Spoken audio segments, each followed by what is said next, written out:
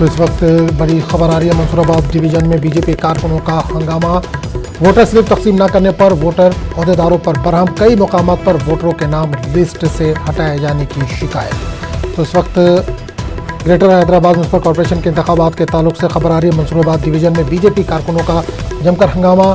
Voter slip तकसीम न करने पर वोटर अहदेदारों पर बरहम, कई मुकामात पर वोटरों के नाम लिस्ट से हटाए जाने की भी शिकायत। तो मंसूराबाद से इस वक्त बड़ी खबर आ रही है, हैदराबाद के मंसूराबाद में बीजेपी कारकुनों का हंगामा।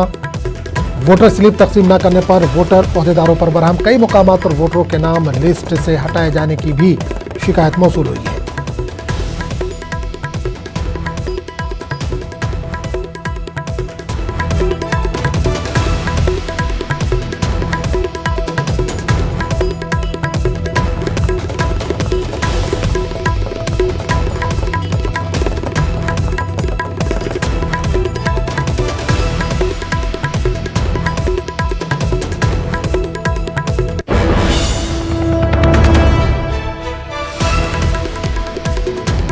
तो नाज़रीन, इस वक्त बड़ी खबर आ रही है, हैदराबाद के मंसूराबाद से ये खबर है। मंसूराबाद डिवीजन में बीजेपी कारकुनों का हंगामा हुआ है। वोटर स्लिप तकसीम न करने पर वोटर अहदेदारों पर बरहम, कई मुकामात पर वोटरों के नाम लिस्ट से हटाए जाने की भी शिकायत मौसूल है।